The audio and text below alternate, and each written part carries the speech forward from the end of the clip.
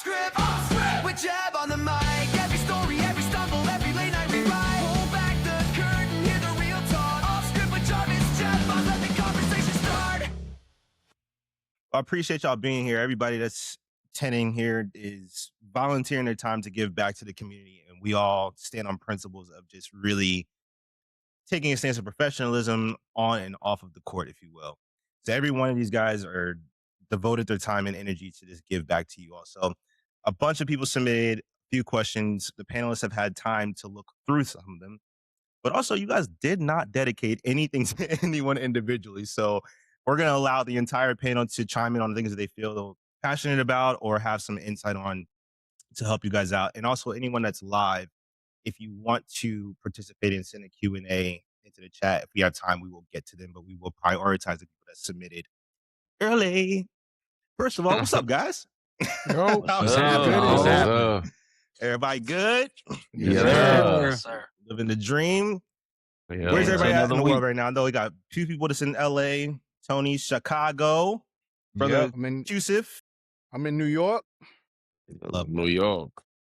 What's everybody working on right now? I know everybody was on the hunt to do some stuff. What y'all got going on right now? I guess I'll start. I leave tomorrow to officially start back up with my LMA camp. Let's we're about go. to do, Yes, sir. yeah. We're about to do a festival in Miami, so we're gonna rehearse out there, and then we're gonna get it popping, man. So that's what's on the books for me, man. Just getting it ramped up, you know. Yes, Sir. sir. Yeah. Tony? So I am in limbo at the moment. I've gotten like a crap ton of calls recently, but they haven't been solidified yet. But I just got off the Blackpink tour, as everyone knows. Congrats, Um, man. that was a dope little situation. So yeah, patiently waiting to see what's next. So yeah, that's what I'm at. Love. Clem? Praise the Lord. Praise the Lord, saints. I have a little bit of everything going on right now, which thank God. But I got a show at the Mint tomorrow with this artist. I don't know how to say her name, but it's Beer Jicker. I don't Bro, know. don't do it. Don't do it. Don't. Yeah, I'm Hey, sorry. hey, It's I'll all post good. it on my Just story. I'll Just post it on my artist. story. Yeah. Yeah. I apologize, sir, if she sees this, but it should be a good time, man. He said, I did learn the music, though, so, you know. I know the Absolutely, music. I That's the will most show up. important thing. Oh yeah, There you I know go. the That's titles. funny. I know all the everything, all the stabs and mine. Yeah, it's crazy. Yeah, man. And then I've been involved heavy in my church a lot as of lately as well too. So that's been cool to be there. Those We're clips also are about to fire. start a Praise Connection Underground at the church. Nice. So if yeah. y'all ever in LA, Yeah. it's gonna be a nice vibe where, musicians can come hang out, play, sit in, hear some people play, hear some people sing. There'll be That's food, dope. good vibes, and of course the networking aspect. So yeah, man. Stay tuned for all that. And I'll post that That's on my fire. page as well. Amazing, man. Yes, sir. Q? Man, so here in New York, still playing Hamilton a bunch. Also playing The Great Gatsby now. And Wow. in about a Same. week, I start MJ. And Let's go. something that just happened this morning, Jarvis, like last time we talked, Okay. I just got the book for Lion King, so I'm starting to learn Lion King. So I'll be Oh playing. my goodness. That's wild. That's insane, man. I'll start playing Lion King in maybe about a month. It takes me about 4 to 5 months to learn the book to be able to play the show on Broadway. But yeah, like That's so I just got that crazy. call from none other than Carter McLean himself. Like so, like he's the one that's gonna like put me through the paces and get me ready. So I'm happy about that. So yeah. Congrats, man. That's an off the script exclusive. It Yes, just happened this sir. morning. Heard it here So first. yeah. Congratulations, man. Thank you, man. So Appreciate fire, it. bro. Congrats, Thanks, dog. bro. Thank you, That's man. major. Thank you. Major. Thank you. And brother Cleveland? Yes, sir. Man, so as usual, I'm doing a ton of recording from here at the studio, as well as some of the major studios here in Los Angeles. as far as road stuff, I got a couple irons in the fire right now that I can't quite say exactly what it is, but waiting Mhm. for them to see if they exactly gonna stick or not. Right. Yeah. For Right. sure. But stuff is always, y'all already know how that goes. You try to choose the best situation for yourself and your family, and Yes, Right. sir. see what it does. So stay tuned for that. And I'm also taking the leap of doing more live arranging, live production, and arranging. Yes. So um, I'm music directing this new artist named Shelby Carter. Go check her out. We're getting ready to do. I'm not playing, but she's got like a string of shows. She's got a string of shows coming up this spring. So just putting her show together and just trying to grow with her and as she grows with me, and Yeah. just trying to, what I'm saying, build off That's that. dope. That's really what I'm trying to do. So yeah, man, just keeping the foot on the gas for 2026. Absolutely. Yeah, yes, All sir. gas, Yeah. no brakes. Yeah. Facts. Yep.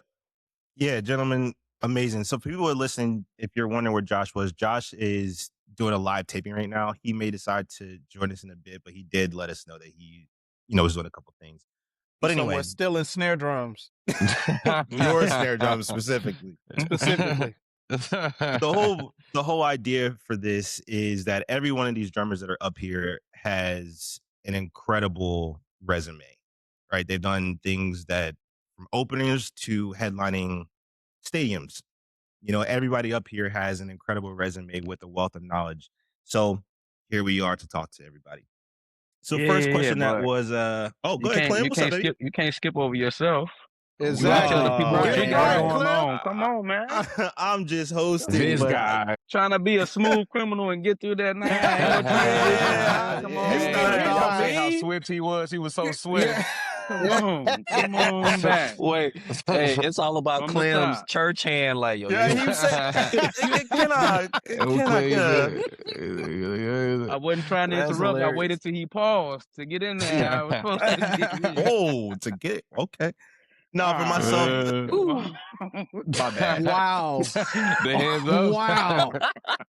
Wow. He I hate this said, panel. I like I that hate one. everybody. You put it together. This is your fault. I know. 100%. 2, 3. I couldn't think of a better. What is this? Yes, sir. Intro, bro. My fault. That's how we closing it out. This. Oh my God. I All right, don't so like good. that. If we must, yeah. I just wrapped the Tate McRae tour on Miss Possessive. That was a beautiful world tour.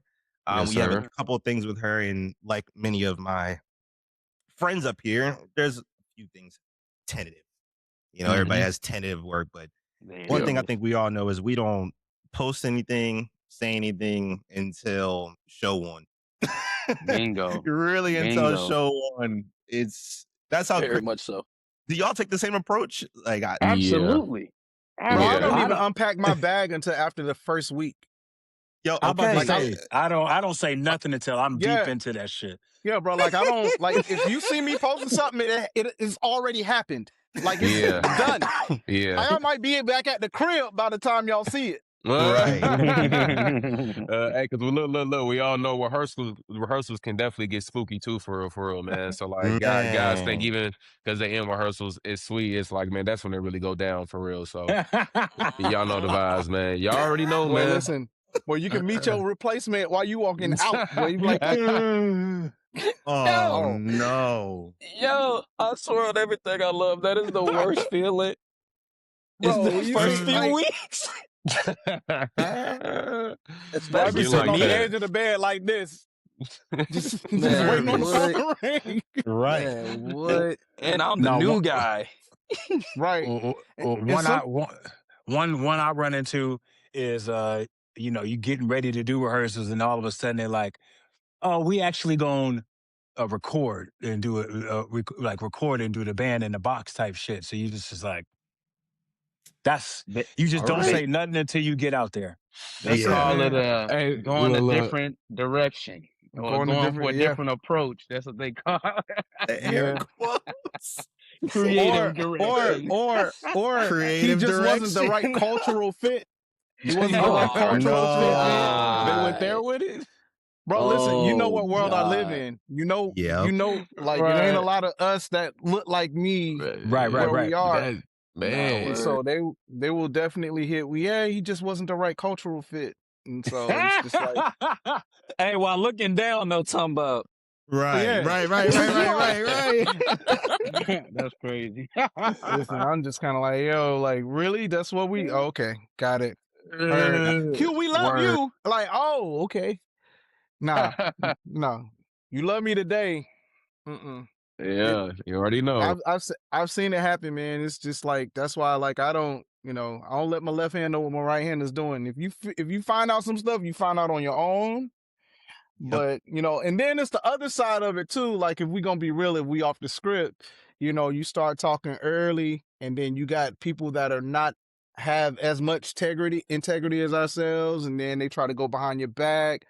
sabotage or undercut, which is a thing, you Mhm. Yep. know. Yeah. And a lot of times production doesn't necessarily care about that as long as they saving a couple of $100, Mm. Right.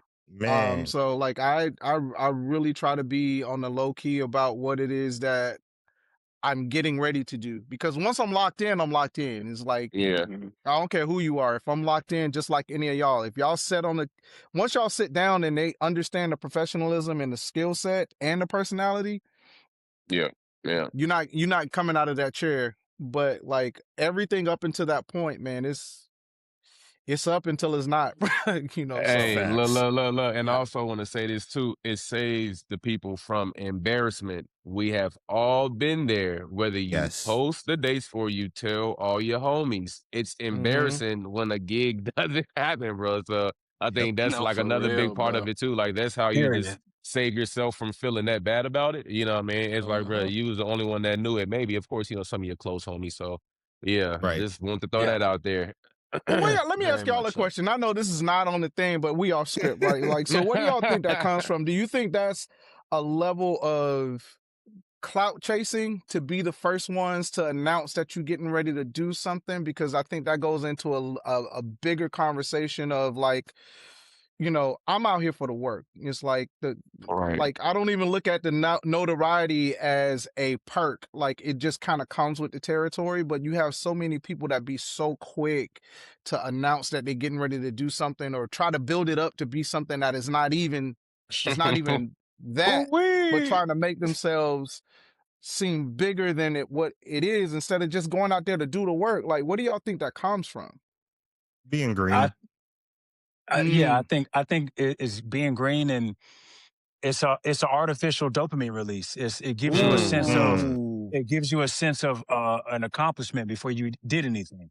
You know what I'm saying? Yeah. About saying, "Oh, I'm about to do this. I'm about to do." You haven't gone out there. You haven't done it. You know what I'm saying? But you got to let everybody. I think, in a lot of times, it can be cloud chasing, but it can very much be for yourself more. You just hyping yourself up, getting yourself Wow. Yeah. jacked up for it. That's a great perspective. Yeah, man. Nothing I else just to be said. never understood Yeah, there's that, nothing man. else. Yeah. Yeah. Beautifully That's said. good, Al. That's really good, bro.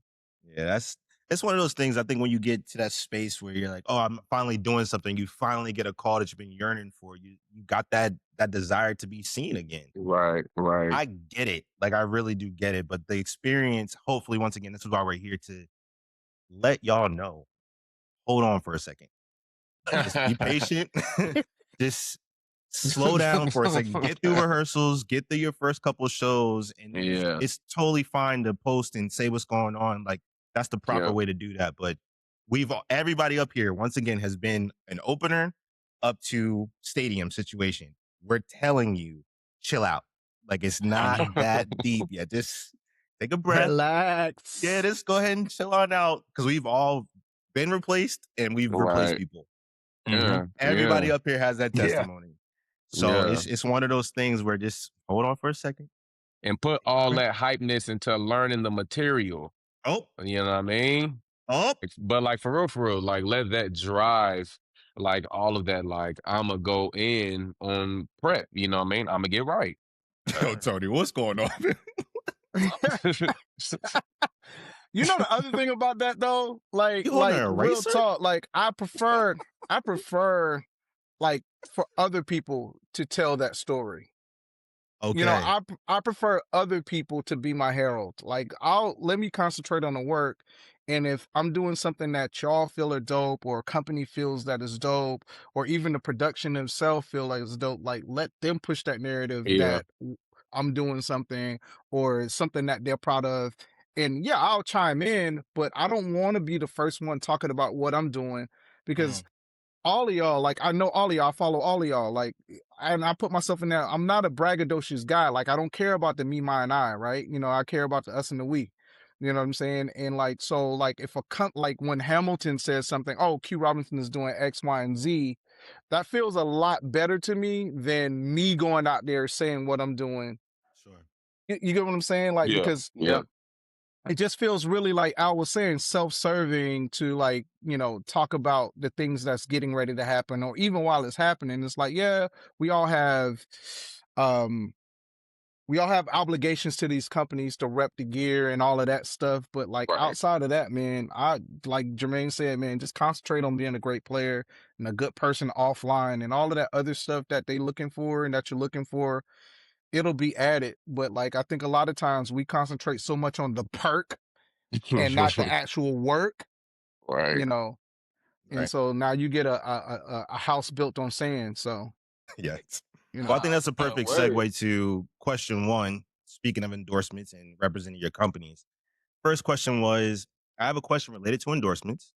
Usually for endorsement contracts, do brands reach out to you, or is it must be for ourselves to reach out initially? Anybody want to take that one? let me, I think I'm older than everybody up here. Let me start. Let go. And the only reason why I say that is because I've seen the shift in the industry, right?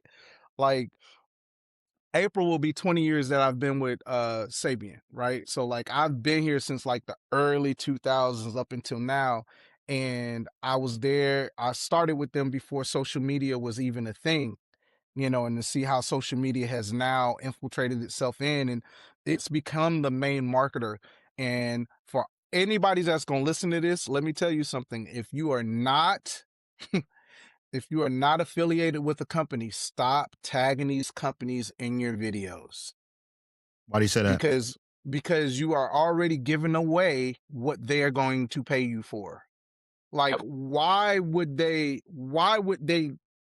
give you a free or discounted gear or cut you a check to do what you're already doing for them? They're not going to look at that as, oh, he's already representing the brand. You represent the brand by just playing the drums or whatever it is. It's like, stop tagging these companies, because where you think you might be helping them out and they're going to see that and retroactively sign you, they're not going to do that. I don't know too many people that have done that and it's come back to help them. So I think I think social media plays a part in it. I think it's also how you meet people. Like, I've been there, like when I've been on, you know, playing a gig and you see a rep on the side of the stage and you guys meet, and then like, oh man, we would love to work with you. There have been other situations where I have had to put in an application. You know what I'm saying? And then there are times where I've had a colleague of mine that I'm friends with, like, hey, you put in an application? Yeah, I'm gonna tell such and such about you, you know, and then you start a conversation from there. And I think the bigger question is, make sure you have a legitimate reason for reaching out to these companies. Like, if we're gonna What talk does that about it, fall under though? that I think we get to that answer if we define what it's not, right? The goalpost moves specifically for us. The goalpost always moves, right? Like, it's social media following, it's visible artists, it's, prominent studio musicians, the acts that you're affiliated with, all of those different things. Like, you can have a little bit of all of them, or you can have one big thing. However, if you're already getting drums, because I don't know one tour that goes out that production doesn't make sure you have a drum kit, Right. right? So you can't be like, well, Right. I need drums, right? So why are you going after the endorsement? You know, I'll tell you why I do it. I do it simply because I like the comfort of knowing when I get to the venue, my gear is going to be the same, right? Mhm. I'm blessed right now at the point where I'm playing the same gear every night, so it's not a big deal. But even when I was doing spot dates, this like that consistency of knowing that my stuff is going to be taken care of is great. Yeah. But Right. outside of that, like you got to really ask yourself before you reach out to these companies, because I've been in the boardrooms with these people and I hear how they talk about certain guys. Why are you going after them if you don't need it? It's not going to legitimize you as a player. It's never legitimized anybody as a player.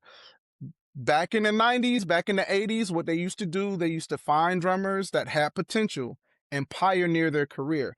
I think the last guy that we saw like that was maybe Tony Royster Jr., where like he was like 7 or 8 years old, and these companies kind of latched onto him Sure. and they pushed his narrative simply because he was a phenom. Like they're not doing that. Like, so Right. don't think because you sign with a company, you're going to automatically start getting these calls that you weren't getting before. Right. Mhm. So like, it doesn't legitimize you. You reach out to these companies when you have a legitimate need. And legitimacy is subjective to whoever you're talking to. But I'm just For telling you sure. right now, most of the things that y'all are reaching out to these companies for, they're looking at your email and they're laughing. And how do you structure the deal though? Let's say you receive it or Pearl or anyone else that you guys may have on your roster right now. How do you talk to your reps? Are you asking for certain things out of the gate? Are you looking to build a partnership?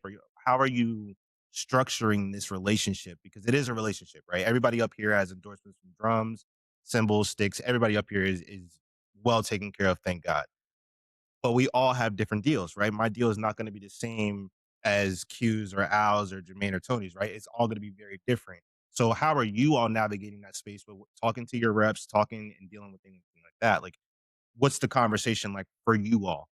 It's I think it's gonna be different for everybody. I think everybody gets a boilerplate deal, like depending on Right. where you are in your career, But I think then this is something, Jarvis, that we were talking about last week. If we start looking at ourselves as small businesses, Mm, as opposed to just a person, I think it structures things like as a business owner, there are certain things that I know I need. And those are conversations that you have from the outset. And those things might not necessarily happen immediately, but having the conversation of, hey, if I'm coming to your company and you're going to use my name, likeness, and image to push your brand, these are the things that I need to make me comfortable in you using my name, likeness, and image. And then gotcha. you start from there. Like, stop just getting whatever deal just to say you with this company if it's not Mhm. serving your need. If it's not serving your Mhm. need, you're doing yourself a disservice. And you're not only not helping yourself, but the guy that comes behind you is going to get an even worse deal than you have. Right. Sure. Does anyone else take a different approach with dealing with reaching out to companies, or do you have people reach out to you all? Does anyone else have a different approach of how they got their endorsement? I'll talk in a second, but Or somebody else answer. yeah. I know Tony's doing daddy duty right now, so Mhm. I guess I'll talk. My majority of my endorsements started, um, of course, from me liking and enjoying the products, but it started off me really, like Jarvis said, starting a relationship, wanting to build something and not just going in there asking for stuff. Yes, I was on the road at the time, but like you says, besides tours, a lot of the stuff, especially in my case, a lot of the stuff was spot It days, was backline rentals, and all the stuff where yeah. I didn't have to use my own personal gear. Mhm. So, like you said, I don't. Well, I'm low maintenance in regards to endorsements, but I don't always harass my reps or hit them up just for any and everything. I only Right. reach out when it's absolutely necessary. And the other times that I do reach out is really just to check in or try to grab food or do whatever it is because of course I know Yes. I'm busy, but they are busy as well because I'm just one artist. And sure. of course I know everybody's needs and wants are different. But me and mine, it literally started as building relationships actually being personable with these people, because all day, every day, there's people that are being disingenuous and just reaching out and just talking to them, or just trying to be close to them, or just doing whatever. And it's like they get tired of that. They are still Yeah. regular people. They still Right, have right, regular right. lives and all the things. So yeah, that's the angle I come from, because um I care about the people, Right. Yeah. the people you care about, and the energy you give out and all those things, they give it right back to you. And when it is time to finally order stuff or need stuff, there's no issue. But if you're that Right. guy that's always hitting them up, always in their face, always demanding stuff, not asking, but Right. demanding all these things, then it gets a little tricky. So that's where I'm at. I say people should absolutely build relationships, um, build something of your own brand, so that way if it doesn't work out, you can go anywhere, or just separate in general, and still just be you as your own thing. Especially now, social media does all the work for you. You get enough people to look at your stuff and say, "Hey, look at this." I mean, there you go, and then Right. stuff ends up paying for itself. So that's 100%. my view and take on it. Love. Tony, you want to 100%, add? 100%. Or Al? Yeah, either Uh, one. Tony, yeah, go I ahead. can. So my situation was a little different from most people's. So most of the endorsements that I ended up getting kind of started from the drum off. So Okay. that's basically part of one of your deals, like one of your prizes, like you get to pick what company you want and they can't say no. Like Oh, that's it's like okay. Wow. so That's a literally like vibe. you pick drums, drum heads, sticks and cymbals. And pretty much the mainstream artists. So Yeah. DW, Tama, Pearl, So DW, fire. Tama, Pearl, yes. Um, Sabian, Zildjian, Meinl, Remo, Evans, Promark, Vic Firth. That's I'm trying to perfect. think, am I missing something? But basically the main Yeah, the that everybody main. Yeah. uses. Sure. And basically they take you to NAMM and you basically get to talk to everybody and they literally like some people may try to convince you to go and some people may not. They'll just be like, hey, this is what we have and it's cool. And then there was some people it was like, yeah, I think you would really like this. So it's like for me, it was a little different. Like I got to choose. And then after that year term, it was their choice whether or not they were going to keep me or not. So like, Got it. Mm. Wow. with Whoa. DW, That's tough. no, no, Right? That's brutal. Right? it really is, bro. Yeah. That's And tough. and it's so crazy because like when I think about it back then, like DW specifically, like during the drum off, they take you to the DW factory. So that was the only thing I got to see. Now, granted, I've always been a PDP and DW head, but Right. like when I got to see it firsthand, I'm like, oh yeah, I'm definitely going. So off rip, I knew I was going to DW, and off rip, I knew I was going to Sabian because that's what I grew up on. But like, one of the companies that I was dealing with, it wasn't exactly like one of those situations where like it was kind of sweet for me, and after that year term, it was like they did exactly what they were supposed to do based off of Guitar Center's contract with them. That was it. And Yeah, raps. That's literally, tough. like over time, like I developed relationships and really got to talk to these people. And like like you was saying, and Clem, like it's really about relationship. Because like one thing that I'm heavy on is like no matter what, where, who, people are still people Yes. regardless of whatever status that they have. Like truth be told, like it took me a while to really understand this, and I'm not one of the ones to like really have this conversation about endorsements because I'm still learning how to like really deal with this from a Sure. people standpoint instead of a business standpoint. Mm. And I know y'all know this better than I do, but like for me, it took work. It took me being intentional. Like DW so happily kept me. I'm not gonna lie to you. I really thought they was gonna let me go after that year. And Wow. literally like they reached back out to me because I had reached out because I was doing something. Oh, I was doing a halftime show for the NBA All-Star weekend. and I reached out to get a snare to see like if they were willing to give it to me. They literally sent me another application. It was like, here, sign this first. And I'm like, oh, y'all trying to re-endorse me. Yes, sir. Right. Who My don't man mind just if wanted I to do? snare. Just wanted Bro. to snare. If I do. Man. Say. And they was like, okay, well, sign this. And I'm like, all right, cool. Well, how much? It was like, no, we're going to give it to you. And I'm like, oh, cool. Yes, sir. That's when you put it on your website. Hey, Okay. We good that's when you know what I'm saying? Yeah. But literally, like, my situation was very, like, interesting. Like, even to this day, like, there's still some other endorsements that, like, I have to test through because, like, I don't want it to be based off of, oh, well, I won the drum off and y'all know who I am. Like, y'all dealt with me for a year, but, like, literally, like, in a sense, starting over. You know what I'm Yeah. saying? Yeah. Like, really trying to create that real standard between person to person, not even just company to artist. And I feel like that's where it kind of gets iffy with most people because, you know, like you were saying, everybody is just demanding stuff all the time. And I actually have conversations with my friends about this all the time where it's just like, yo, are you even working? Mm. Talking about that's the first Stop. question. Bruh. Like, Bruh. and it's so crazy to me because like a lot of people are looking for something because it's free. And I'm like, y'all already have the wrong mindset from the jump. Like, this is a partnership. Right. This isn't a one-way street where it's like, oh, you give me free stuff. And it's like, yeah, cool. I'll talk to That's you in 6 months.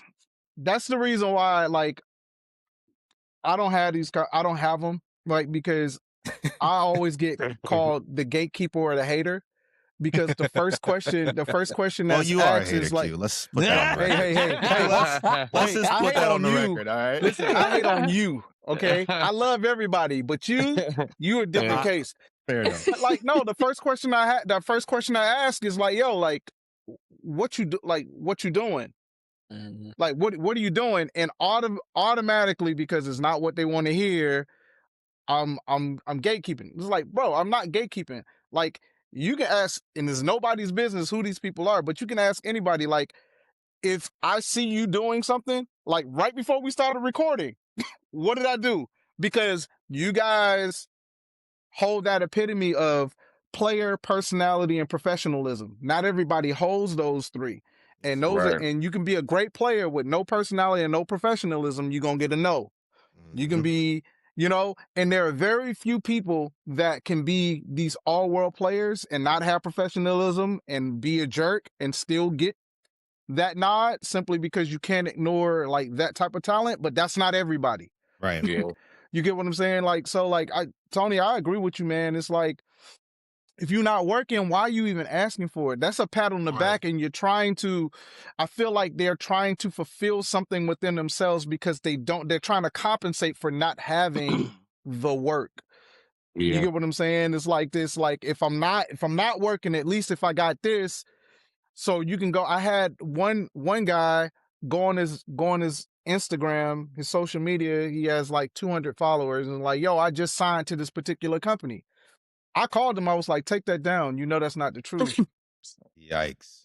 No, But I'm serious. for being because- real though. That's a real. That's a real friend. No, that's though. real. That's real. a Yeah. real friend. But I'm saying, because No, you're you not really are a doing- real friend for that. That's a real friend. Golly. No, I'm serious because it's like, also being an ambassador of a company, it is also our job to protect the roster that we're on, right? Man, Because that's we're real talking too. about being an ambassador, right? But then also the other side of it is like, bro, you don't even know how much damage you're doing to yourself because you're lying about Mhm. something. You really think they're going to sign you now? Right. So you can get a pat on the back from your 16 followers to tell you good job and congratulations? Right. Yeah, I'm going to shut up. Anyway, Nah, hey, I'm done. Hey, I'm done. when I You're tell telling you, the truth, like, man. that is the absolute truth, like, on the highest of levels for me. Like, because I can't tell you how many times that I've had so many conversations with different people where it's just like, hey, like, just be patient. You don't need it right now. And truth be told, like you said, you're gonna hurt yourself in the long run by trying to force something and then they look up and like, yo, you're actually fake. Now we And then really not gonna also, talk to you. and then I don't care who they work for. All of these reps know each other. They all hang. I was just about to Right, say right. Man, that's They the all word. hang. That's the They next do. thing They I'm about to say. They They do. hang out. Like they get drinks together. They all Bro, know each Yes. other. they Yes. They go to dinner. talk. Yes. Like it ain't gang. Nobody like it's gang wars for them. It's not gang wars for them. Like they go to dinner, they go to lunch. Like, and if Right. you don't think your name is being cross-referenced in a text or email, Every and single your time. name comes up in multiple databases, you can cancel Christmas. It's over with. Every single time. Also, I do want to say this too. If it's not what you love, don't endorse it, please. Like, Yes. I'm not gonna lie to you. I do not like when people are diehards for one company and then they switch and then completely disregard the fact that you had a relationship with one, and because you went Right. to the other, now it's like F you. I hate Hey, it. listen, Like- hey man, stop. Hey man, hey, you gonna get some hate mail. You better stop. No, I'm so You better serious. I'm so stop. serious It's because all it script. goes We get the real truth now. it Yeah. all goes back script. to the data. It goes back to the database aspect, where it's like these people. Like I saw it firsthand. I met a friend in while I was on tour that literally knows everybody.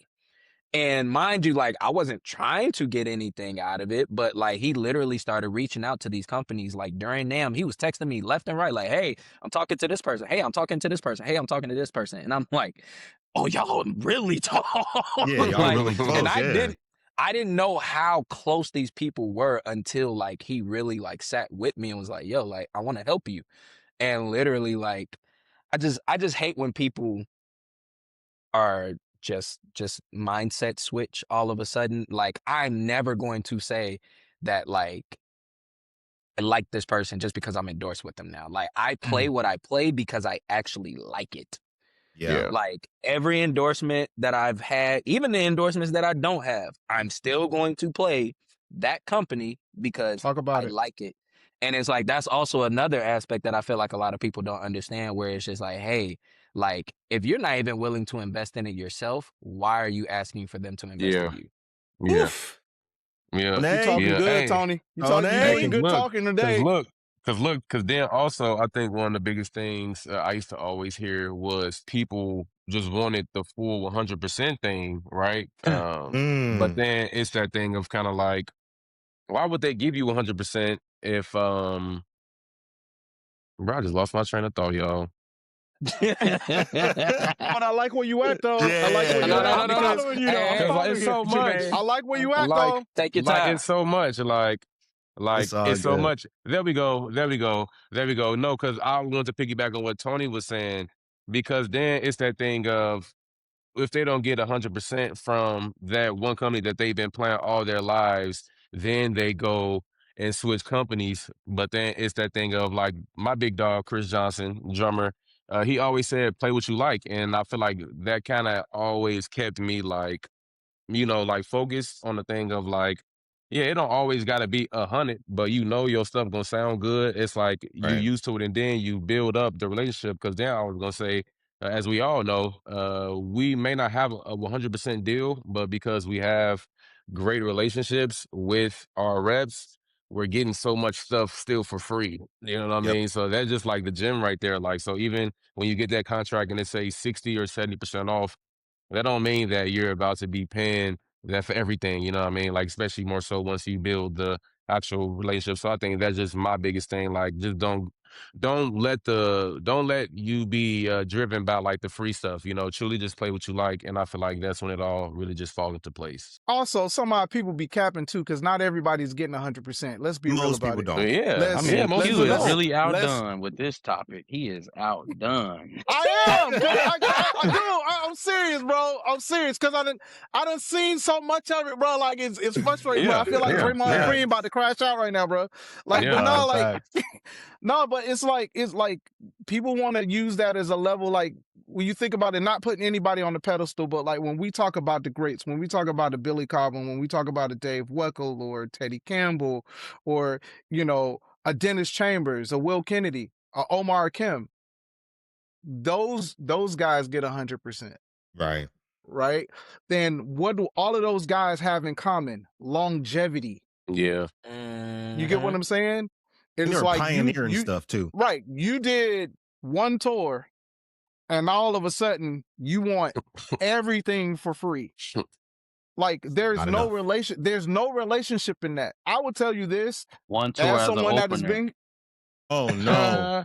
Clem, come on. exactly, Come bro. on, Clem. We're still doing Exactly. arenas though, but they Come still on, doing Clem. arenas though, but they doing arenas though still, you The know what I mean? opener, But, they doing arenas though. Man and Clem, y'all gotta relax. Y'all have got to relax. Hey, bro, that's why you brought us on here. That's fair. No, We that's need real, love. bro. We're Like, on yo, with it. like, stop. We gonna tell the three. truth. Not Bro, you not like you're not direct even support. you're not even the opener. You One of playing during three the is DJ crazy. set. You playing during the DJ set. Why they Not brought me even, in? Before the not DJ even is getting backstage crazy. passes. Not even getting backstage passes. Go You can't even bounce Clout, nobody in. Y'all about to get me canceled. All All right. right, bro. God. Listen. That's a No, nice we need segue to to the cancel next this point. mindset, We bro. done been We there. need to We done cancel all this been there. mindset, bro. Yeah, we all Because it's been all there. love, bro. It's all love. And I want to say, man, like I 100%. just want everybody to be better about this kind of thing because these reps, they talk and they hear it. And the thing about it is what we set today is gonna be the next Jermaine, Tony, Clem, Jarvis, Q, and Al of tomorrow. And it's like if we don't set it right, they ain't got a chance, Yeah. bro. Valid. Yeah. You know what I'm saying? Like, so like I love the way this conversation is going simply because like if we don't set it right, like we all have OGs that have set us down and told us, yo, like this is what it is and this is what it isn't. You know, so like Respect. I appreciate the conversation. I'm sorry, Well, dog. no, you're I'm good. crashing No, out, though, I bro. love it. I love it. This is I'm crashing perfect. out, bro. Well, People that need to question hear it, is bro. checked off. Dead. It's dead. This one shouldn't take as long. All right. The question was, do I need to move to LA or another major city to work at a high level? Ooh. I'm gonna answer this. Yeah, I'm gonna you're answer a this. good one. You're a good one to answer this. Yep, go for it. Yes and no. The only reason why I'm saying both is because there is a major. So I'll just speak for me. I have been begged to move to LA. I don't want to pay that rent. I'm just gonna be real. That's fair. That's so fair, bro. I kid you not. I have had, now mind you, I've grown up with Jermaine and Clem. I've had these conversations multiple times where it's like, yo, if it's not for you, you ain't gotta come. But I will honestly say that there is not a lot of opportunities where you're living outside of LA and you get the work. I will say that. So I feel like it's really a heavy thing right now about your relationships with people as well as your relationship with just life itself. Because anybody that's getting called outside of LA, they're taking a gamble on you. Mm. Like I was Yeah. taken as a gamble, not gonna lie to you. Now, mind you, I've never worked with any of these people that I've worked with on this tour. And I literally I've been taking a gamble from the MD all the way to the artist. It was rough. Like, it was rough. But like literally at the end of this tour, I know for a fact, like the people that I've worked with literally want to work with me again. And I feel like the moment that you get it, because I've been telling people a lot, telling people this a lot, is like, if you don't have the opportunity yet, just take that opportunity to actually get ready for the opportunity so that when you actually get in it, you ain't trying to fumble your way through.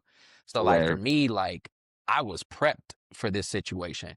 And because I prepped for the situation, not just from past situations, but also I prepped within myself, Shout out to Clemons, Maine. Learn that freaking music.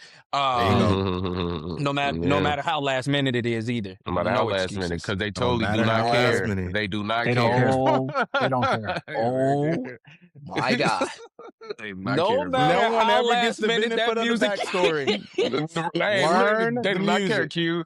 They do not Hey, care about that backstory. man, No, what? no. No. When you Some got it, people, you should have said no. If you couldn't handle it, you should have said no. bruh. Should have said no. And there is grace for last minute situations, but there is still no excuse that you don't know at least 80% of it in some shape, form, or fashion.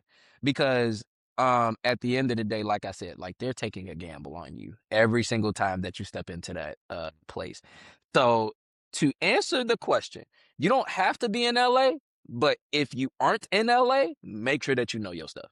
Like the people that get called from outside are people that like have been talked of highly, like DJ And I want to Thompson. say this too. It also goes back to the relationships aspect of it. I think that's like the big thing, y'all. It's truly Heavy. the relationships, because then you could be so good at what you do. You know, you could know your triggers. You know, you could know tones. You could know all this, but nobody know you, fam. You haven't gone to NAM.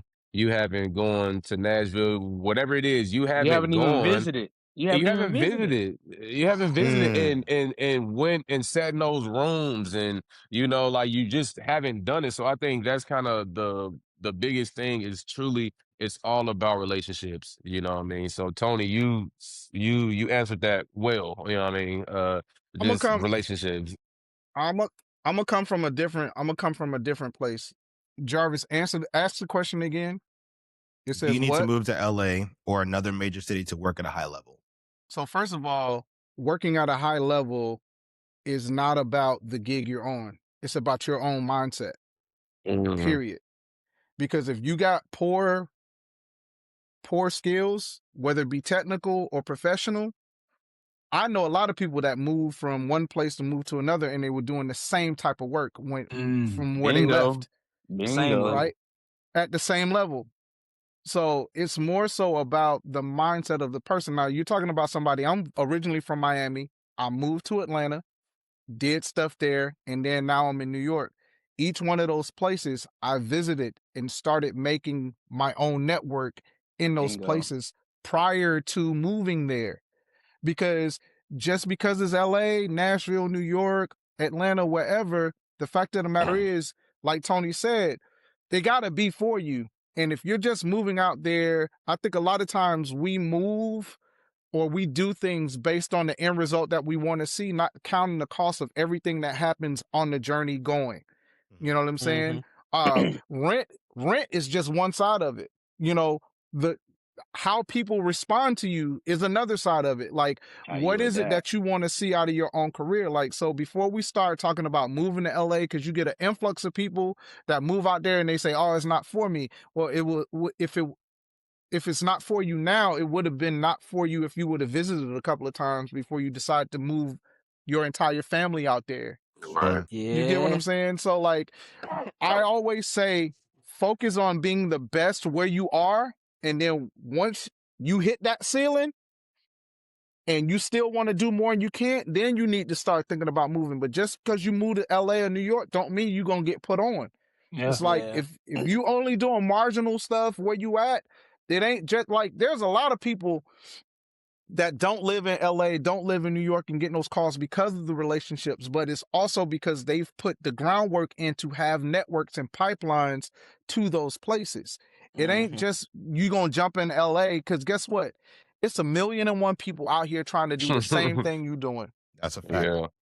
And that And are if you're not proven. dealing, yeah, and if you're not doing if you don't have the relationships and you don't have the work ethic, you know what I'm saying? And you don't have the network, you might as well stay where you at until you build those things up.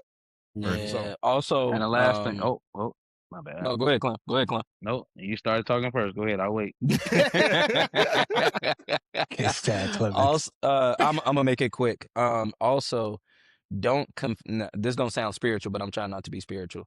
Do not confine yourself to the thought that the only big thing is in LA. Mm. There is a lot in this world for every single musician to work through. There are cruises, there are Yes. massive churches, there Yep. are bar gigs that will just pay you constantly Yeah. throughout Yeah. the week. Like, Yes. Yeah, truth Al. be told, like We did like that. in We the Yes, we like, did. please do not think that the only place that you can work in or you can thrive in is in the arena in LA. Nah, but Tony, I got an ego, bro. Like, I got to be on stage, bro. Like, they You can't had a see me Red on Bull stage. They can't. today, and No, he's no, feeling delightful. they can't see me. They can't see me if I'm playing in the bar. They can't see me if I'm playing in church, giving my reasonable service. They can't see me on the cruise ship. Like, I got to be on the stage, going second or the three openers. You Like, back I to the got openers? Back Hey, to it. is this a safe space? Is this a It's safe the same space? as you want it to be. That's some of the best places to be in. If as a man, I'm just being real with you. Come on. like people that are trying to be seen. Now, granted, it should not be that, but I'm just saying, like, as like a mindset space, where it's like, if you're in a space of like, you really want to be around good people, those bars, those cruises, those be some of the best vibes that you could ever be a part of. These tours, you don't see a thing 98% of the time. It's a 2% chance that you may be able to see it and or feel it if you got a good Right. spiritual Right. awareness. Right. But like, most times, you're not seeing none of these people. Yeah. It's a It's slim work. chance. It's Yep. work. And it's like, for me personally, like, and this is also something to kind of think about, where it's like, if you even want to get to that big stage, you got to treat that small gig as if it Yes, was that sir. stage. Yes, Yes, sir. sir. And 100%. if you're not if Yeah. you're not treating it that way, you're not even gonna position yourself to even be inside of that arena. So yeah, all right, Clem, go. I'm sorry. Yeah, I'll claim we'll close it out, and we'll pivot to the next I one. was about to say a quick reprise to Tony's. Mugs just have to be real with themselves and just figure out what it is they actually want to do. Tell me you from Because Chicago without telling me you from Chicago. Yes, my fault. But no, there's literally a lane for everyone and everything. And Yeah. so figure out what it is you want to do. If there's something specific you want to do or good at, go somewhere that thrives on. Or if you want to go and do everything, then that's when you go to major cities that have everything, like LA or New York. Or if you just want to play at church, or if you want to do all the festivals or then move to these areas where all of this stuff is happening. Meet the people, network, and go from there. But if you're not knowing which line you're trying to go to, there visit before you move, especially while Yeah. you're figuring out. Just visit first, and and then then you go from there. So yeah, that's all I want to say. Love it. I think we have great explanations here. So we're good. This one's will be really quick. Did you all have any other jobs before drumming, or before drumming was your main occupation? Show of hands, yes, no. Yeah. Tony said no. Q said yes. Al, what was that? Clem, yes. Okay. So Jermaine and Tony, no. Everyone else up here has. Okay. Yeah, yeah. Right out of I mean, I guess it was like the same time, like right when I graduated, I was doing some touring, but like when that got slow, I was working at Guitar Center. You know what I'm saying? I was doing the Guitar Center thing because I didn't know if I would ever go on tour again. I was still doing the bar thing, but I just got a girlfriend. I was trying to be able to take out to eat. So I Yeah. did Guitar Center, and then a lot of people don't know this. After I'd already kind of like established the beginning of my career, the pandemic happened, and my ass was at Starbucks straight up. I was Right. slinging coffee for like 6 months. Slinging You know what I'm coffee, saying? Slinging coffee is crazy. Slinging That's crazy. And as soon as I got that first call, it was like, all right, we back in the mix. But I to answer the question, I think like if you can make music work, like I feel like everybody here has been blessed to be able to figure out how to make music work exclusively. But if you need to supplement with a regular civilian job, do not feel no shame about that, because the last thing you want is to be good and talented and 1 month away from being on the damn street. You know what I'm saying? Like, it's Right. not. You do have to struggle a little bit as you trying to. You got to have that hunger, but like, you got to have some. You make some money, especially if you over 22, 23. Like, you should have some bread. You know what I'm saying? So, Yeah. Yeah. but like, I get it, but yeah, I don't see no shame in working on regular jobs. You got to do it as you getting Yep. up. I agree. Take care of your houses. That's that simple. There's no I ego in was- providing for yourself. I was Think right out always the way. playing drums, but I was a high school math teacher. I taught high Wow. school math for 5 years. Fire. Right, right. Yeah, that's crazy. So I did that while I was in Miami, and around that time I started visiting Atlanta, and just like I felt like I was at the top of my step in Miami as far as like gigs and opportunities, and the opportunities that I wanted just weren't necessarily originating in Miami. Everybody comes down to Miami to party and record. You know what I'm saying? But I wanted to do like more live performances and stuff like that. So, but my 5th year, I decided to step out on faith and do music full time. And so my last year teaching was 09, and then I moved to Atlanta in 2010. And so, yeah, it's definitely been some ups and downs, you know, some 100%. struggle, like having to figure out how much gas is in my car, and do I have enough to make it to the gig to get that Yeah. little $65 so I can put gas in my car and To get back potentially home. have something to eat. Yep. You know what I'm Right. saying? So it's a struggle. Y'all don't know, Jarvis and I just talked about it, but I was homeless for a couple of months when I first moved to Wow. Atlanta, because the dude, long story short, I was renting a house, and I gave the guy like 6 months worth of rent up front so I wouldn't have to worry about that while I was still in Miami. And that house was in foreclosure, unknown, and the rule at the time, like, he just got away with murder. You know, Jeez. so Wow. maybe like 2 months into me living in that place, the marshals knocked on the door. It's like, yo, like, you got to leave. And at that Wow. time I had no legal recourse. So like, what was I gonna do? It was like, for me, that was like rock bottom, and I think I had to go through that so that I could prove to myself. It wasn't proving to God, because God had given me everything I needed, but for me to be able to prove to myself that, you know, I could do this, you know, because anytime you move, Clem, Jermaine, if you've moved from one place to another, you have a lot of people that tell you, oh yeah, this is dope, you should go and do that. But there's going to be some people that are like, you'll be back. You stupid for leaving. Da da da da. Why would you leave? You Yeah. got all of these Yeah. Oh things yeah. happening. You know what I'm Yeah. saying? So whose report are you going to believe?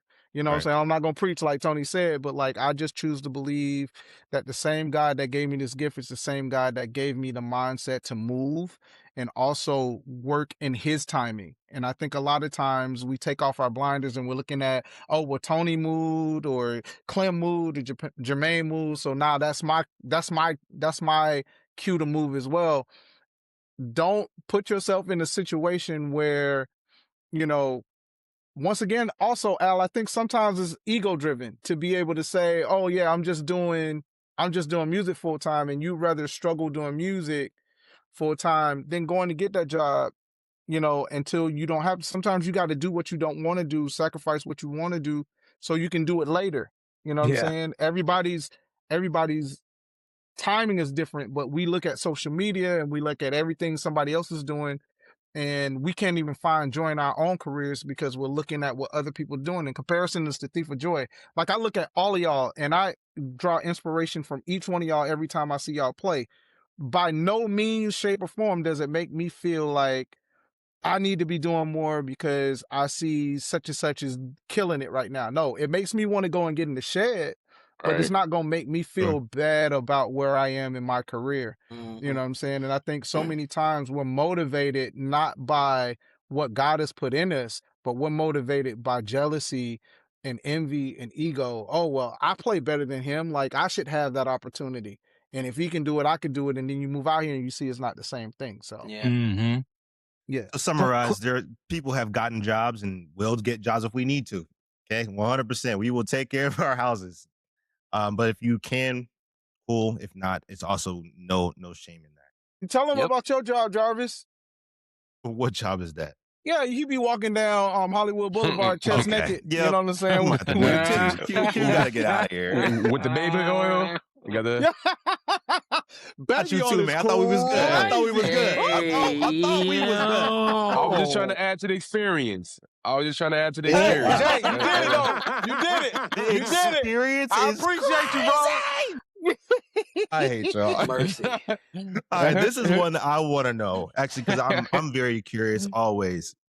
When you all get a gig and you get called for some work, right? We get guys, we got a tour for you all. How do you guys go? What's your process for learning the material? Because we all just said out the gate, most of the time we get this shit last minute, right? That's just what it is, right? And the reason, just so people know, creative has to make a decision.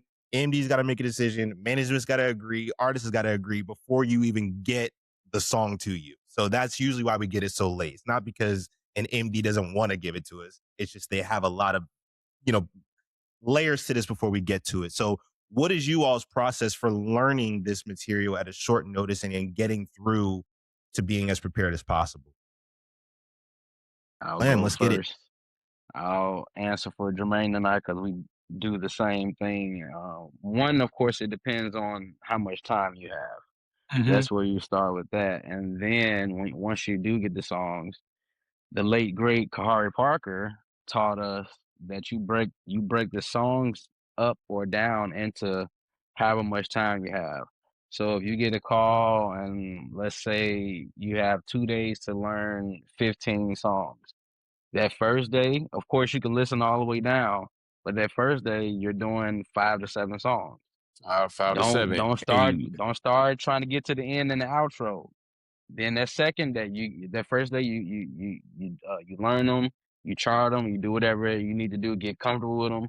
Then the second day, the next 5 to 7, or however many, or if it's 8, or however many you got through the first day, you do the rest on the second day, and then you go from there. And then if you're blessed enough, if you got a third day, then that's when you finally go through everything, and don't put your hands on it. Don't initially just go to the drums to put your hands. No, you have to actually listen orally, not orally. Orally, of course, my accent is different. But you have to listen first. You have to listen first to actually know what you're playing, understand what you're playing, because Jermaine and I all the time, and I'm sure y'all can say this too, we'll listen to some songs that we've heard for years, but never had to play them or play them not in a serious situation. But then you listen like, that's what they've been playing this whole time? The whole time. I had no idea. So you have to listen and process what it is first. Then if you have the time, then go put your hands on it. Because, of course, not every song takes as long as the next, or not every show involves that much. It just all depends on what it is. And then the next thing that goes with that, knowing your personnel, knowing who you're working with, knowing the artist, knowing the MD. If the MD likes all of this, cool. If you know the MD does not and only wants you to play the music, or the artist only wants to hear their stuff, then you prepare for that as well too. AKA learning the record, learning the feels from the record, learning why they play what they play. Because of course, yes, we're hired or called to be ourselves, but ourselves can sometimes be a distraction or just not correct at all because we didn't listen and do our proper research and studying. And that's all I'll say, because y'all can go from there. I think that's great. I would love also to hear from Al, not to interject before anybody, but Al, I particularly want your insight on this because you've successfully crossed a wide variety of genres. Literally. Like, you have successfully crossed a wide variety of genres. and to the point where he's playing arena shows for country and then going on playing stadiums for BTS. That's how wide this scope has been, all the way in between. So I would love to hear your insight. So funny, piggybacking off of what Clemons said. So I've always had a process, but I was getting ready for something. I don't remember what it was. And Clemons actually gave me his process on how he got ready for songs. And I straight up ripped it. Like the part where he talks about just listening and not even putting your hands on it. Because before I used to just learn the songs and be like, I gotta be prepared. But I kind of morphed into my process. Basically now it's like, I get the music and let's say I got a week to get everything straight. the last thing I'm gonna do is play the drums on the songs. And if it's simple enough, I might not actually play it until rehearsal. But what I'm gonna do is I'm gonna get the play. There we I'm gonna go. make a playlist. I'm gonna listen to it. Just listen to it like I'm listening to my own regular music, and just get it in me. Try to get it in me as much as possible, and then from there, I'll decide how do I want to play it, and I'll start listening to stuff like my own music that fits that, you know what I'm saying? So like when I was with Melanie, when I first got the music, I listened to the songs, and then I started listening to a bunch of 9 Inch Nails. And I was just like, cause this is how I want to come at the gig. So just kind of trying to like connect it. Like the country stuff, you know, I would listen to stuff that, you know, listen to Brad Paisley or Dierks Bentley, like old school stuff to just kind of give it like stuff that try to give it a feel that I connect with, so I'm gonna still play the parts, but I just want to connect the dots in my brain. That's how I can sell the music. And then the last thing is, and this is putting in a lot of time, but like I don't care if I only have 4 days. You got 24 hours in a day. Like I'm gonna do it. Like I'm going to give myself a roadmap of every song, just so I know I might not use them. I might not be staring at it in rehearsal, but you know, I'll give myself every opportunity I can to win, because like like I'm confident in what I can do, but I'm not like the craziest drummer, you know what I'm saying? Like a part of my superpower is like I'm gonna know the shit. I'm gonna be able to play it consistently down every time. So if I need Yep. to look over and see, oh, these hits is coming up, I'm not finna whiff those hits, you know what I'm saying? So Right. like listen, study, connect the dots in your brain however you can, and then if you want to jot it down, jot it down. But if you got one extra day to go and just kind of shed over them, then cool. But I personally, like everybody here can play. Like if you're doing things at a certain level, you know you can play the drums.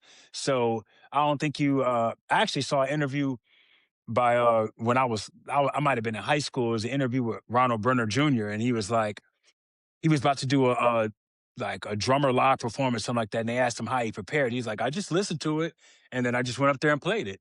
And like he oversimplified the hell out of it, but like Right. I understood it. He was like, I didn't want to go practice it and come up with all this stuff, and now I'm thinking about that on stage. Like he just went up there and flowed. Me, fills and stuff like that. If I'm gonna do something flashy, you better believe I did it already in this room Mm, because like I can't I'm not Ron, you know what I'm saying? Like like right. I need to know, I at least need to know how I'm gonna start it and how I'm gonna land it. Everything in the middle, that can be fine. You know what I'm saying? Some drummers Yeah. don't need that. But if you need that, or like if you need to come up with the different gates and how you gonna stick shit, do whatever you need to do. But you just gotta be self-aware and know what type of player you are. And at the end of the day, it's all about coming in there and trying to, like I try to come in first rehearsal ready to play a show, as close to Yep. ready to play a show as Bingo. I can. Bingo. You know what I'm saying? Knowing you're not gonna get there, but I try to come in so it just puts everybody at ease. It puts everybody like, especially if you're doing a situation where you just stepping in for once or a couple of days or something like that, you know. And then, you know, if you're a soft road day, if you're listening, then you don't prepare at all. I show up late. I play everything I want to play. And you play Idiot. all the splashes. You play all the splashes. No, I'm just playing. I'm just playing. But yeah, that's my process, man. Respect. Tony, do you want to add something to that? Yeah, I'm just not. I just want to make sure that we are not going to walk away from the fact that Al is one of the craziest drummers in the world right now. That is a Come fact. on, come I, just want, on. That is a I don't want you to fact. undersell yourself, Thank you. because you Cleveland's are a problem. And Thanks. no, I like appreciate it, so man. serious. Right. You may feel like you can't do the craziest chops, but the simplest crap you're doing on these posts that you put up, half these people are still trying to figure it out, me That's a included. fact. But that's Oh, neither I'm, here man. I'm nor one That is of a them. fact. I'm one of them. That is a fact. like on some real stuff, bro. Like if you're a real musician, a lot of people would say like you are one of those goats. Like Yep. like Yes. on some real stuff, bro. I Because like appreciate this. the way that you approach music, Yeah, Yeah, I'm not gonna. yeah. I'm not Yeah, Yep. gonna man. get into That means a lot coming from you guys, man. I'm a huge fan of every like you heard, like Clemons has changed my like. I'm always looking at what everybody on this screen is doing, and like, you know, and just trying to take the fuel. So I appreciate the support, guys. Yeah, nah, I just For had to say sure. that. Nah, I guess you I can good. answer the question. So me, Clem, Maine, we all grew up together. So yeah, I learned the same way. I did change a little bit recently though. It's a little more in depth because I wanted to become a. Okay, I'll just start like this. Once I saw Sean Wright and Darion do all the YouTube live arrangements, that's what I wanted to do. So Mhm. like at one point I was just making stupid crap. But then over time, like I actually started taking it seriously. So ever since I started taking production, arranging, all of that stuff seriously, I actually started listening to what else is happening within the song. Mm. Yes, So sir. like so because I'm extremely picky and because I listen to what everybody else is doing now, I typically take a little longer. It's bad. I'm really trying to process through all of this, but like I actually care about what everybody else is doing. So like the way that I'll approach the music is based off of what's happening in the song itself. And then once Mm. we get into the actual rehearsals and I'm actually listening to what everybody else is doing, then my approach actually becomes what it really is once I hear everybody's part to play. Respect. So for me, I will listen to the stuff in the car while I'm asleep. Like I'll just listen to it as much as I Absolutely. possibly can. Like, Mhm. and one thing somebody Absolutely. told me, listening to music while you're asleep is actually one of the best ways to learn Yeah, music Yep. because 100%, that is the 100%. time where your body is actually like processing without all the chaos. So when you're Mm. Mhm. listening to that stuff, you're retaining it a lot easier. So I started doing that where like I'll sleep on it. And then this is also a weird way to think about it. Like live what you play. And the reason why I say that is because like when you look at some of the greatest actors, they actually take on what's Yep. going on. Yeah, Yeah. And it's 100%. like, Oh, and that's granted, good, Tony. I'm not saying, you know, turn into the thing, but Right. like come into a mindset of like Al was saying, like you want to be in that genre. Hmm. So like actually taking time to study what was their last show sounding like? Like, Hmm. Yeah. what is the artist like if it's like well, for me, like it was a group, but they were all individual artists.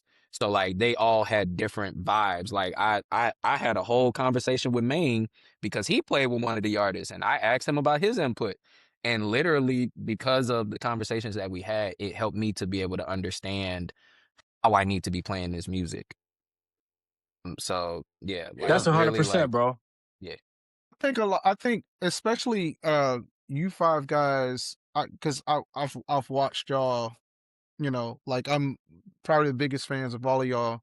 Um, the thing, and I've seen y'all play multiple genres with different artists, and I think the one thing that I've always been a fan of is that you don't bring your ego into what it is. Like you never come in with a preconceived, "Well, I'm gonna approach it this way because this is my sound," you know, and we see a lot of guys crash and burn in that way instead of Tony, like you said, allowing the music to dictate how We. you approach the music, right? Yes, sir. And Yeah. not just trying to fit what you do into this or Bingo. try to make the music fit into what it is that you do.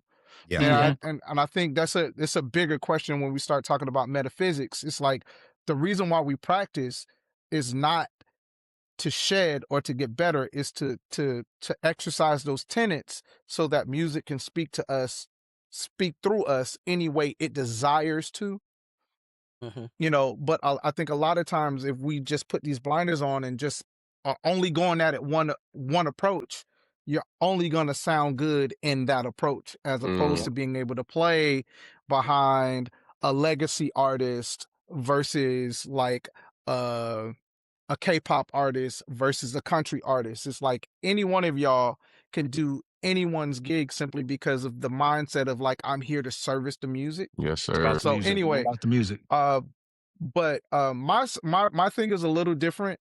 Yes, definitely listening all of the time, 24 hours a day, even when I don't want to listen to it.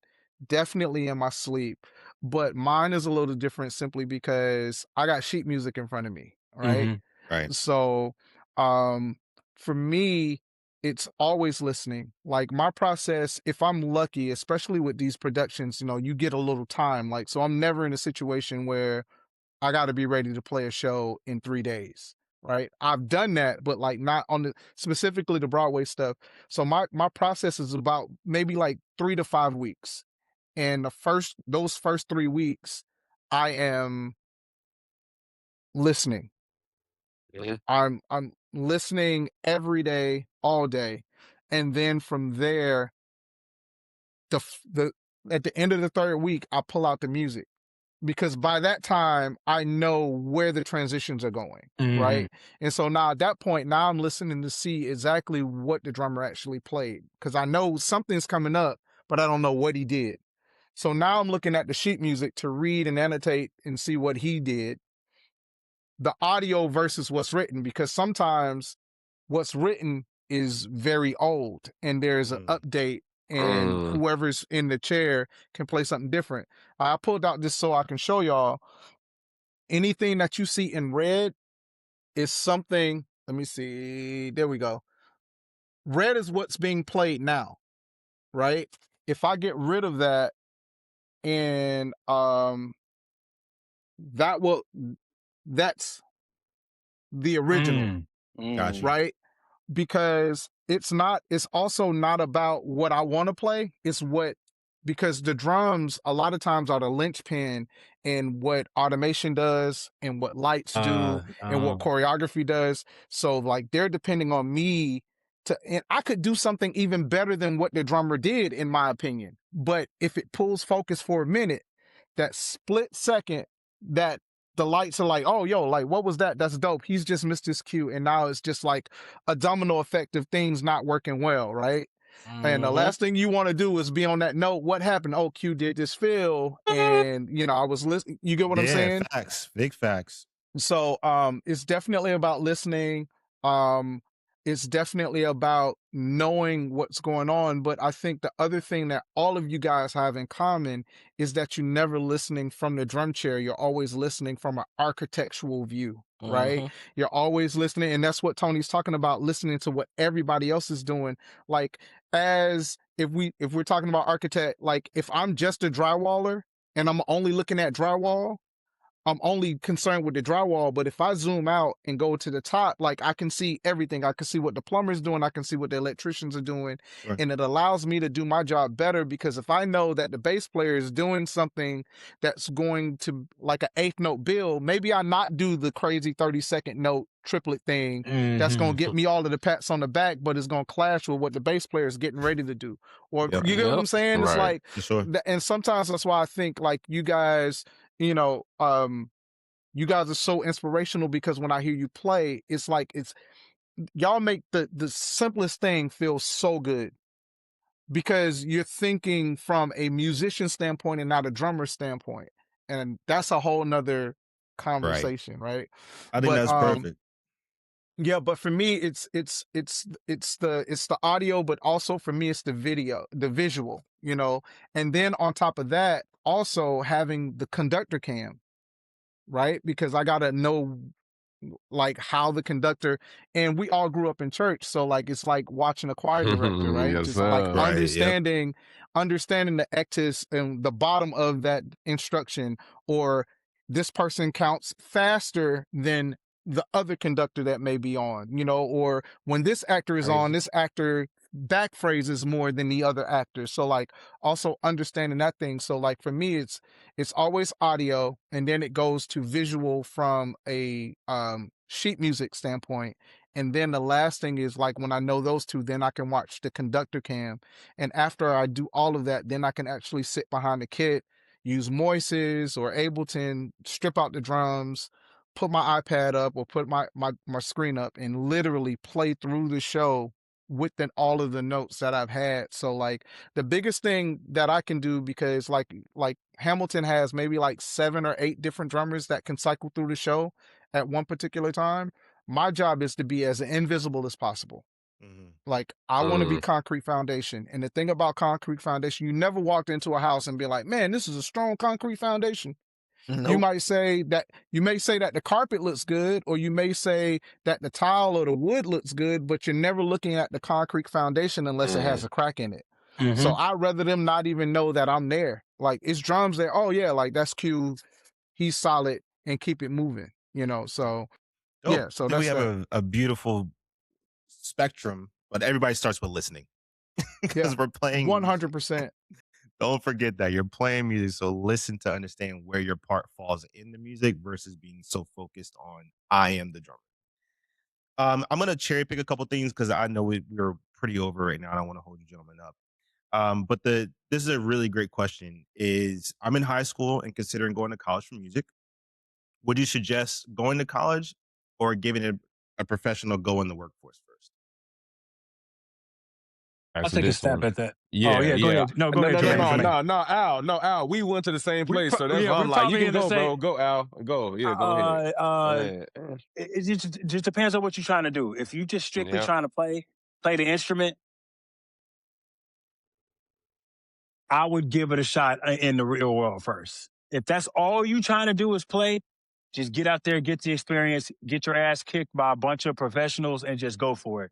If you're looking to do something else in the music industry, definitely go to school. I definitely went to a conservatory along with Jermaine, and I enjoyed my experience. I definitely learned a lot. Um, I didn't think I was going to work in the drum set world at the time, which is why I went. So yeah, I mean, I don't got nothing bad. Like, if you want to go to conservatory, do it. But I can't imagine what life would be if I knew I wanted to play drum set and I moved out here at 18 years old and just started going for it. Yeah. Right. Right. Go ahead, man. I would Yeah. love to hear your say. Yeah, I think for me, I realize everyone's situation is just different, right? So then, because it's like I knew homies more so that was at school with me, like they were from Alabama, Florida, just like you name it.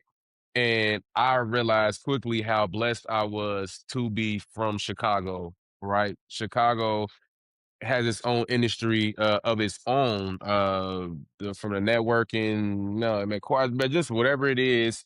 I had such an advantage living in Chicago. So then when I got to my college, I realized, like I said, my guys from Alabama, just like certain things where it's like, oh man, they didn't have the opportunities, they didn't even have some of the professionals or the professionalism. I literally was able to watch guys that still work to this day, just like it was just nothing, you know what I mean? So like once I realized that, like, man, like my big bros are guys that they're looking at and looking up to and on, you know what I mean? Mhm. So I think for me, it just depends on your situation, because what I liked about college was the networking aspect of it, was me being in a different environment. I lived in Boston before I even moved to LA, so I even learned how to maneuver, and how to rebuild myself and my connections, and how to more so do it the right way. So then when I came to LA, it was a little easier. It was honestly like the same thing. I know you can attest, Al. It felt the same way. You just Mhm. had to go around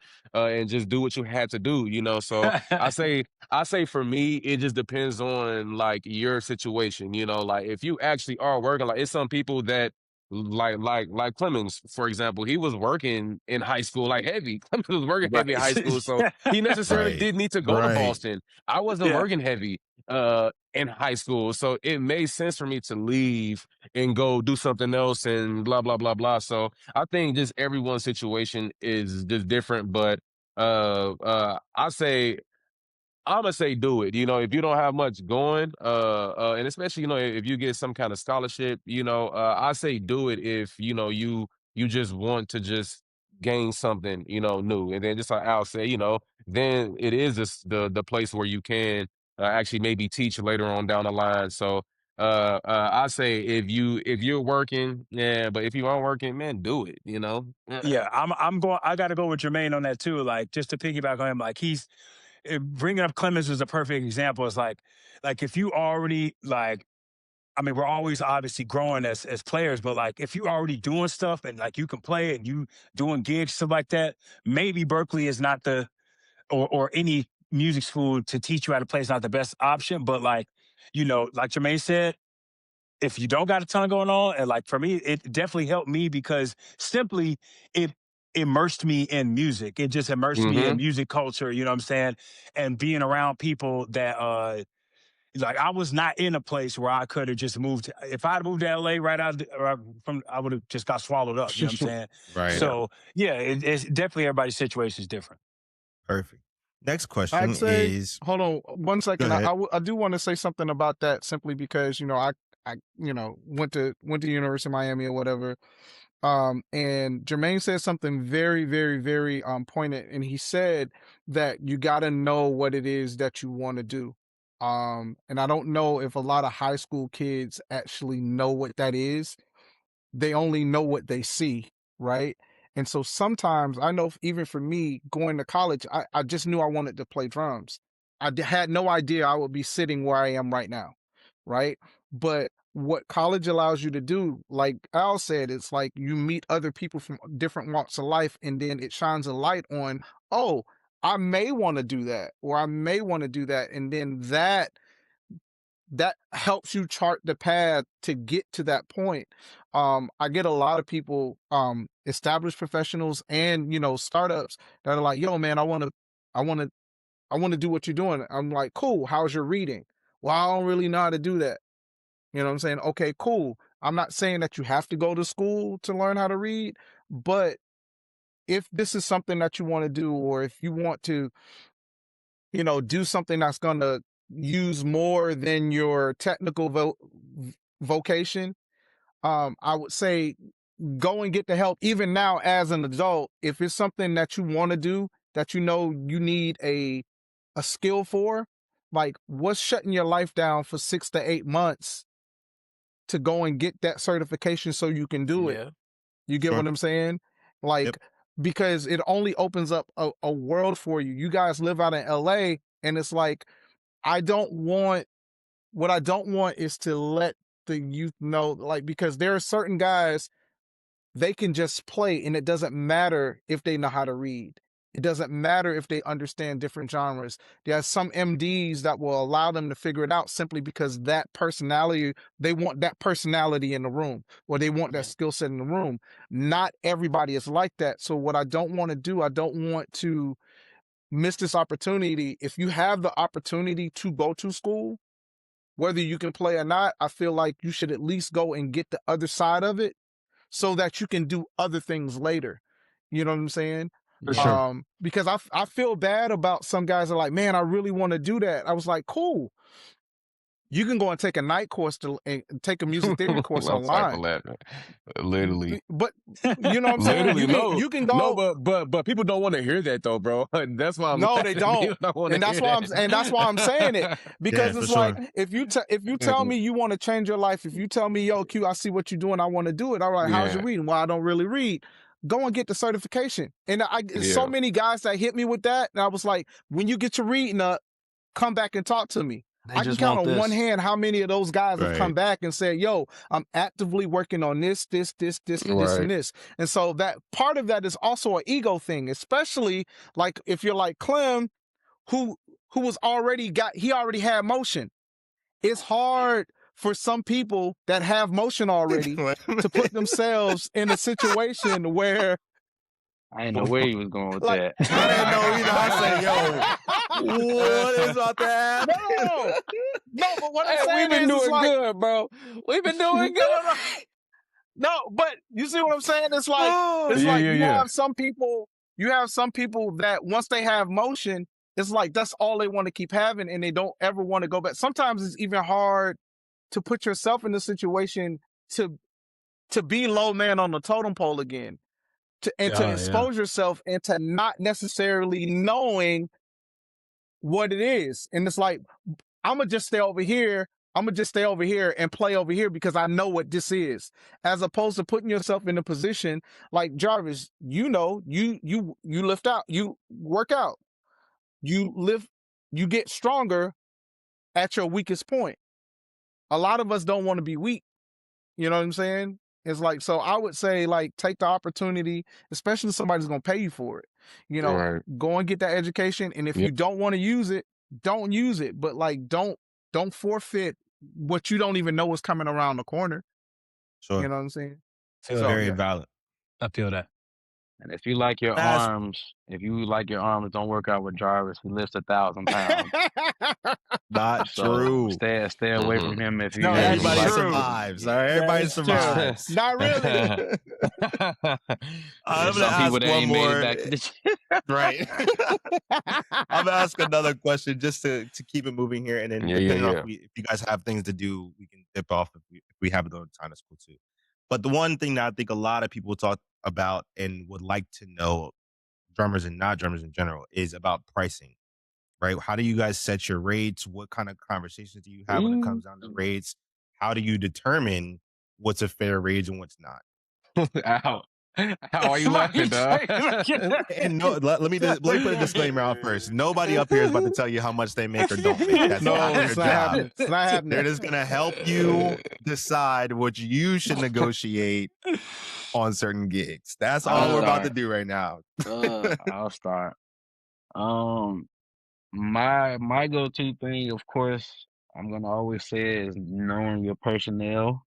So Mhm. knowing who's calling you, knowing the stature, the status of the gig or artist that you're doing, and even knowing the history of that, and then, because yes, some people will pay you your worth if they can, but also you just have to be real and be like, well, if I'm going to a B-level gig or event, but I'm asking for A+ type prices, 9 times out of 10, they're gonna say, unfortunately, we have to go a different route and we just Right. can't afford you or whatever it is. Yeah. So that's one aspect of it. But then the other aspect for me is what's all needed of me? What do I have to go through? What do I have to do?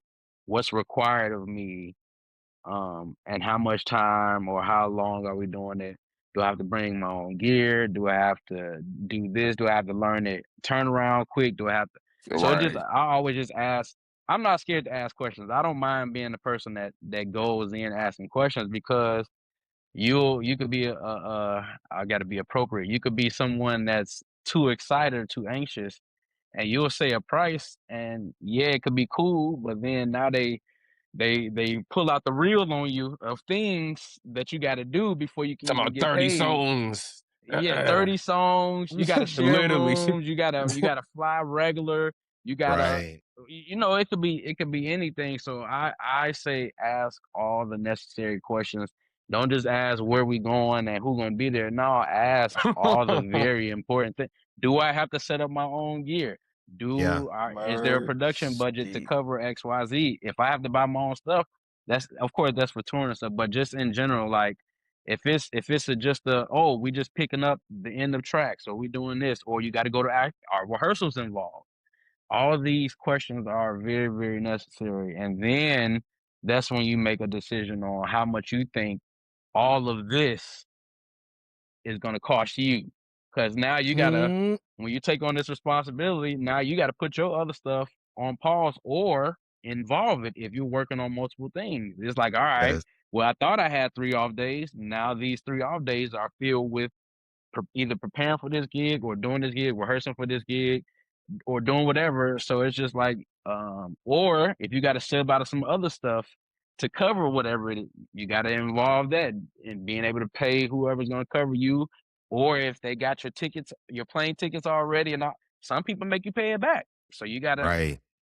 keep all those things in mind when you're coming up with prices and all the things. So that's how I go from there. Of course, we all know what we're worth, but it all still comes down to being real with yourself and these people that's calling you and figuring out what you have to do, how much of your soul you have to let them borrow for however long, and what it's Yeah. going to that's cost you back. good. So That's good. Yeah. Yeah, man. That's it, bro.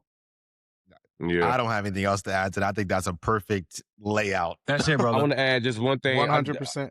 I just want to add one thing. because yeah, people definitely ask this question. I think Clem said it. You have to be real with yourself, and like even in the sense of, are you worth what you're asking for? Are you Mm, actually worth? I'm not gonna say no numbers because I don't want to. But are you actually Yeah, yeah, worth yeah. this, fam? You know what I mean? Like, are you actually? I don't want to say it the wrong way, but like these managements and like all that, like they're looking at like how valuable you are to them, to the product.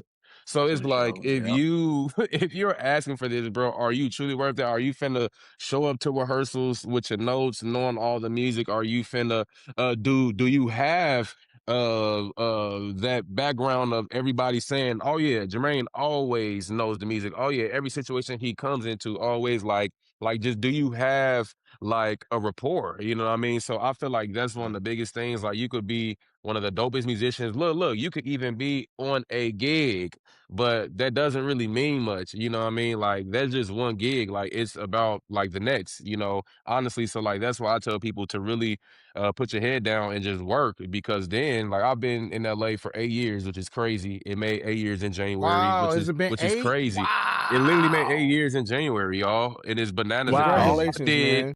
thank you, thank you, thank you. And I swear, y'all, all I did, bro, was just one, be a cool person and was always Yeah. prepared. And that's what, that's what had me do all this stuff that I'm doing now. And now I can be like, yeah, I honestly need this to feel comfortable, right. and you have to work up to that. So I think for me, I just want people to just know you have to truly be real with yourself and like really like gauge like what you're actually worth, and then you just go from there. So that's it for me. I agree. I think one of the things, and I wasn't going to talk about this, but this is one of the things I do all the time. I put counsel together. I will call my friends and be like, this is what they're offering. This is what it is. Do you guys think this number is fair? Or if not, how do I negotiate something? I usually don't sign anything without talking to someone first. Hmm. And that has helped me in a lot of ways on being like, bro, you think you're worth that? And it was just an honest conversation. Do you think that number you're asking for is crazy? And sometimes they put things in perspective of, bro, you're out with a C-list artist, you're opening, knock it off. Like you're not gonna get this crazy number you're asking for. Yeah, So yeah, either yeah. don't Knock it off go, is crazy. But not but for this is real real. friends. But it's just Yep, yep, it kept Yeah. me from making bad mistakes with management because they do talk. They're just like the reps. yep. They Yeah. talk to each other. Hmm. So when they see your name come across this email feed, they're like, oh, Jarvis is on this, man. They're like, yo, you got another drummer? You know, and that's But a fair thing for them seriously, to say. That's a fair thing for them to say. seriously. The TM doesn't want to deal with the bad attitude, and they're entitled to that. So I would definitely throw that little thing out there too. If you're not sure, every person on this panel right now, they're givers. They're willing Yeah, to help, and they're yeah. willing to be like, yo, this is what it is. Hey man, you've not really done anything. Except I think this is a endorsements. good. I'm done with the endorsement Yeah, we're talk. not talking endorsements, but if you land something and you don't have an idea when it comes down to how do I submit my writer or, what's other things that are actually job description ways, everybody up here will be willing to look at it really quick, maybe send you a voice note back in the DM and help you out. But don't go in there messing yourself up by thinking you deserve this crazy number and then you're opening Deserve. up for it. Also, I will also say there's nothing wrong. There's nothing wrong. I always said anytime I go into a negotiation, the first person who says a number loses. Mm, It's like because you can outprice yourself, Wow. Wow. and then you can also undercut yourself, Yeah. right? So there's nothing wrong with saying, okay, I know the work, I know what this is gonna take for me to do it. That's what I'm saying to myself. I have a number that's gonna make. I'll never forget. I was talking to Nissan. Clem, you'll appreciate this. Nissan is like one of my OGs. And I asked him that question. I was like, "Man, I got this thing coming up. How much should I charge for it?" He was like, "How much you need?" Ooh-wee. That's Simple as that. you like. I like, how much do you need? And that's a number for me to know. Yeah. So Yeah. when I'm talking to this MD or I'm talking to production, I'm like, well, like, what's your budget? Like, what are you looking at? Like, what's your range? Because what you want to know is what they're thinking. Because right now, if your top number is less than my bottom number, what are we even talking about? Sure. Like there has to be some, and then it's not also, sometimes it's not always monetary. You know what I'm saying? It might be the opportunity to play with a decision maker that is connected to other work. You know, so There you go. I may take, you know, a gig that pays maybe $200 less a week or less per diem a week, or maybe I give them a break on what it is, what my backline cost is going to be for the opportunity to work with that particular Yes, MD, sir. simply because once they understand my skill set, they're never not going to think about me again. 100%. I call it Costco.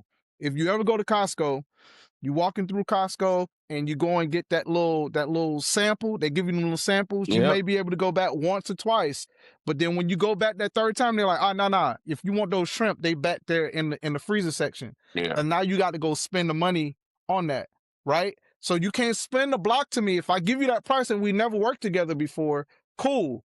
But you can't spend the block the next time, because now you know the personality, you know Yep. the professionalism, and you know the value that I bring to a gig. Yeah. You know what I'm saying? As long as I'm not putting myself in a position not only for myself to be taken advantage of, but I'm not messing up the community, because some guys will take a gig just to get on and undercut so far back that it messes it up for everybody. Yeah. So that's all I wanted to say. Hey, What you got, Tom? I'm only gonna say this because like I want to put this like in real perspective for a person. I was one of those people. I'll be I real. didn't expect that one. No, I'm so Yeah. serious. Yeah. I'm I so was serious. honest, yeah. Yeah. I was yeah. one of those people at one point in time, and I never understood because of my only perspective. And I'm only saying this because like I really want people to understand this, because it like I got cussed out. Like that's how bad it was. And I needed it. And I was very grateful because it was one of my friends that actually called me and was like, "Hey, don't ever do that BS again." Right. Because Right. because I didn't understand certain aspects where like when you're also talking numbers, especially like if we're talking about like our area, like you're not only representing yourself, you're also representing the person that you work for as well. And like sir. in my situation, like I'll be real with y'all. So like I took this tour right off the bat. They was like, "Hey, this is the number." I said, "All right, cool," because I needed the bread. That's Yeah. fair. Yeah, that's real. I That's got real. kids. That's real That's though. fair. That's real. I got That's real, bro. kids. Like I'm not gonna hold y'all, but Fair. like That's real. I never thought about how it could have affected someone else because it wasn't the price that I was supposed to get. And for me, like my friends had to sit me down like, "Hey, like that could be a sign of disrespect if someone is telling you to go a certain route." Because there are certain situations where somebody be like, "Hey, do this," and then you don't listen, and then it could be like a overprice or underprice, and literally that could be a sign of disrespect. So like if you're trying to do like this type of area where like you got people that you work for that are actually telling you like, "Hey, this is what you're going to do." And then there are certain situations where they'll like production may be like, "Hey, well, let's do this." And it's like, who do I listen to? And I'm not gonna lie to you, I was put in that situation where it was just like, okay, what should I do? And I'm only saying this because like I want a lot of people to know and understand that like just listen. Even if it Yeah. seems like, because like in my situation, I was freaking out. I ain't gonna lie to you, because I was like, yo, I just moved back to Chicago. I want to take care of my kids. I want to get out of this hotel that I was staying in. Like, I Yeah. just want to establish myself. But like, I got cussed out. I did. Like, one of my homies pulled me to the side and was like, "Hey, like, that could have been a sign of disrespect to the person that you were working for because you didn't trust them." And I'm like, I just met the dude. Let me not do that. Right, Tom, right, but right. Tom, but the other thing is, like I said, what Nissan said to me, what your number is for you to be able to survive and make it work for you might not be the next person's number. So, you know, ain't nobody pocket patting. If you needed that for you, that's let me free you up and say that's not disrespect. What I'm talking about is, oh, Clem gonna do the gig for this amount. And I'm like, you know, well, I'm gonna do it for this amount because it's cheaper and it'll guarantee me the gig. You know what I'm saying? Like, so you get what I'm saying? It's like, so I guess because I'm a little older, I'm coming from it like we all have a number. You know what I'm saying? But if it's I think there's a fine line between being disrespectful and working to get to the number that you know you deserve. Because like Jermaine said, the number that you deserve ain't gonna come overnight, number one. And number two, nobody can ever pay you what you're worth. Mm. Like the vibe that you bring, the personality that you bring, the professionalism that you bring, not only to the bandstand, but on the plane, on the tour bus, the hotel lobby, all of that stuff are intangible things that they can't pay you for. Right. That's why when you have certain people that come into the gig and be like, how was he? Oh, he was cool, but he wasn't you. Sometimes they're not even talking about how they played the gig. Yeah. That is very true. That You is get what I'm very saying? true.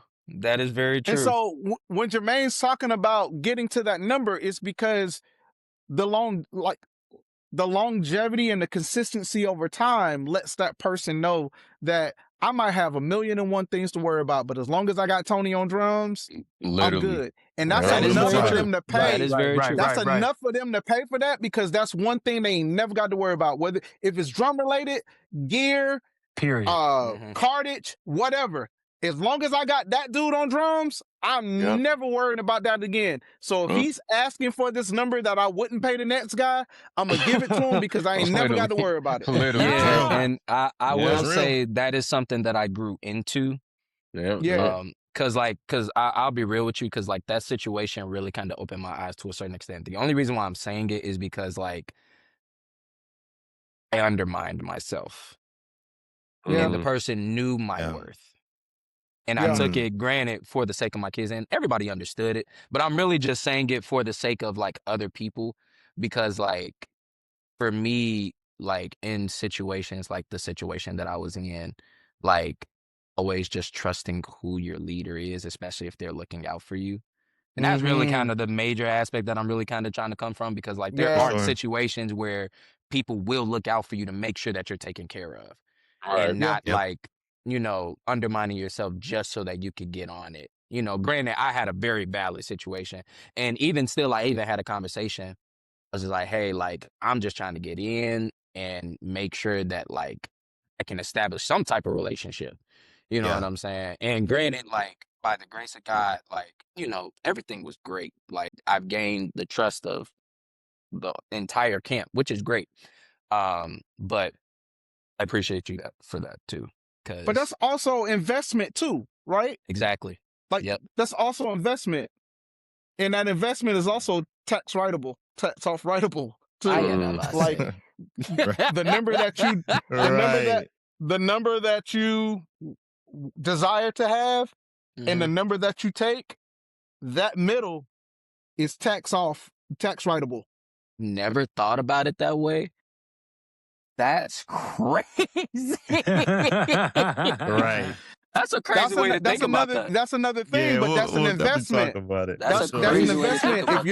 If you're taking $500 less than you would normally take, but you're investing in the future of that relationship business wise.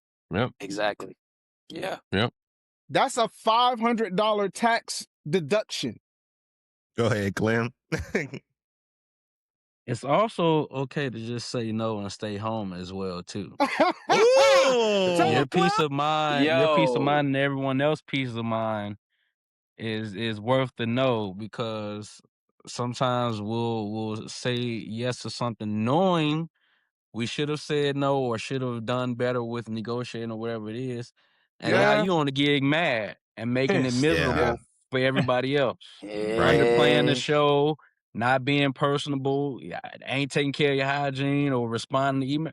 You could just say no, because people respect that as well too, especially if they do know you, if they do know your work, if they have done your research. They respect it because they know, this guy is XYZ.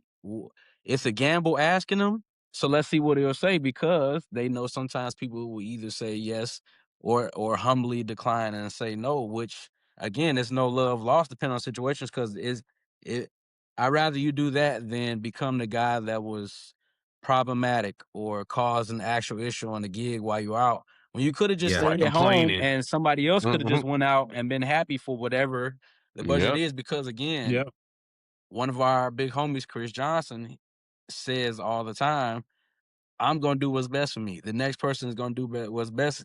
So, of course, it Yes. may be ridiculous to us or it may be crazy to us, but to the Mhm. next person, whether they should take it or not, they need it. Because like Nissan Right. said, what you need right now? Do you need What this? you need? Do you need the spotlight? Do you need the exposure? Do you need the money? Do you need whatever comes with this?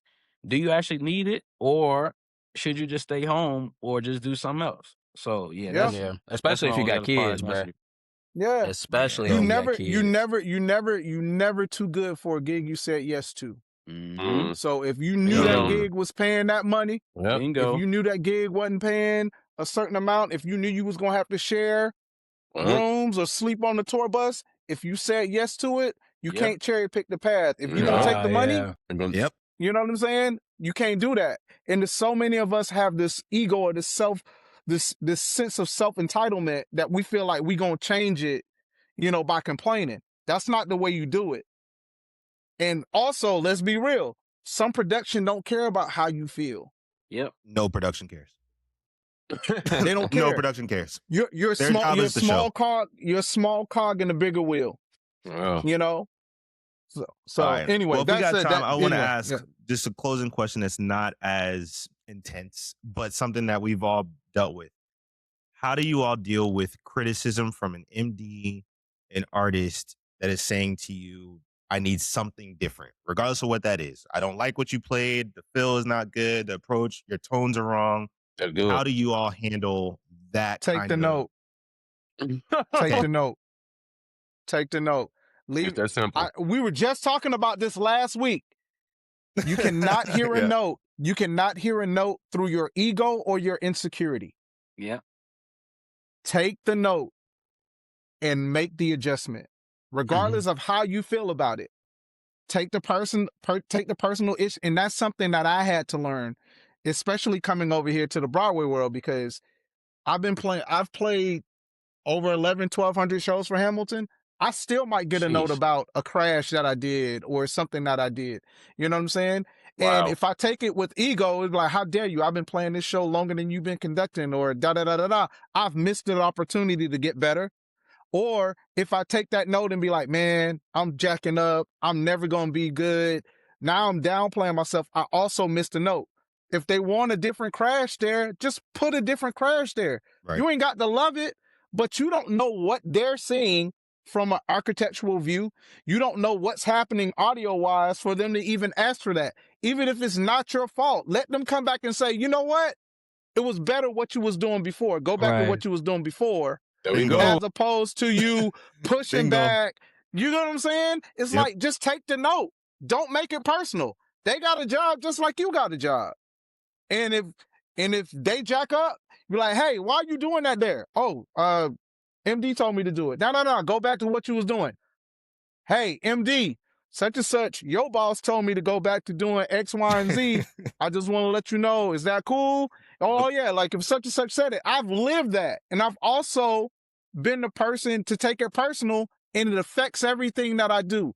It affects how I come into the theater. Oh, what's wrong with Q? Da-da-da-da-da, because I'm in my feelings because he told me not to do the field that I worked 3 hours on, and it didn't go well. Right. Bruh. You get what I'm saying? Yeah. Fair enough. Take the note, bro. Also, take Anyone else self have a out the different- way. Take Just self. take yourself out the way. It's not about Yeah, you. yeah. Like, Yeah. if you're on any job, it's never about you. You may be in front, Never. but it's not about you. Like literally Especially ever. drummers. Love that. We are the loudest possible thing in any area, whether it's church, bar, or the stadium. We are the loudest thing in there. Like, Besides a guitar amp. let's not forget that. Come on now. Clemons. That guitar Hell, amp not got the us guitar beat. is taking it straight today. We Guitar love it. amp got us. Come Clemens on. over him. I feel like Come you on dealt with now. this, Clemons, before. Clem said, where is your kipper at? Hey, Literally, hey, Jarvis, hey, bro, literally. hey. I have not worked with anybody that has used a Kemper in a while, but That good, that so joint do boy. be wearing them out. That's what I'm saying, boy. Boy. Hey, that's wild. That's all I have to say, though. That's all I have to say. That's Like, perfect. just take yourself out the way. Yeah. It'll be so much easier if you just realize it's not a job and it's not your gig. So, or you're not the artist. You're only borrowing it. Ooh, Tony. Yeah. Hey, boy. And keep your receipts just in case. Come on. Come on. 100%. Hey, now that's a crazy thing to think 100%. through. Yes. That's powerful. Yeah. Yeah. Hey, for the people that's on here, I hope y'all hearing this. Like, yes, date that joint. Such and such asked me to do such and such and such. This date and this time. Because they were like, why is that? Oh, I don't know why you did it. No. You told me to do this on this date. Yeah. Yeah. Because it's also a politic thing, too. It's also a politic thing, too. Yeah. I think the biggest thing for people to take away is realizing it's not your show. You know, and there's a whole creative team, there is a musical director, and your job is just to interpret their vision. It's not your show. So if they give you a note, just take the note. Take the note, man. And every person up here right now can be in a room and not change the dynamic of it. They get it, they receive a note, cool, play this here, no worries, and move on. Yep. Because I promise you the MD moved on, the creative director moved on, they gave you the note, and they literally are on to everything else but what they just told you. They took Just 5-1 let it that be. situation. Because said what, Tom? sometimes the note don't even be crazy. Sometimes you may just need to smile while you're hitting whatever it is you're doing to give it a different energy, and it'll make the difference. Right. You got to sell it. That's You it. got to sell it. Or You gotta start sell at a it. beat later or earlier and make a difference. That's it. It don't have to be That's that it. big or personal. That's Hey, it. tell you. 100%. I do it all the time. Just let them talk and be like, okay, Sounds whatever great. you say, the smile and nod, whatever you say. Yes, sir. Or that one when you get to that part and you do it and then you give them the thumbs up. That was the one. Oh, yeah. That's great. That's great. It ain't I changed ain't changed nothing. nothing. You ain't I ain't changed a changed thing. nothing. Yes. That was it. That Yo, was I hate y'all. Hey, I hope no MD's watching this. Right. Yeah. And he's like, "All right, I'm listening now. Yeah. I'm in your ass. Oh Yo, my it's God. so true. Hey, Oh man. my God. These are That is coping so funny. mechanisms. Listen. Yeah. But I appreciate Sound every guys do single it all guy. the time. Hey, Oh, I need more don't guitar. talk. Like, the sound guys do it all the time. The fake fader slide up. Yes. Yes. Like, yo, you good? Yeah. Oh, that's perfect. Nah. ain't changed Yeah, nothing. don't play with me. Ain't changed But nothing. you know how many times I'm sitting there with playback in front of the house? You're like, I need more guitar. You be like, hey, yo, watch this. Is that good? Oh, that's perfect. Right. I'm the Well, anyway, worst for that gentlemen. too. You said what? I said I'm the worst for that because I don't ask for drastics. I ask for like minimum. Right. Because Minute stuff.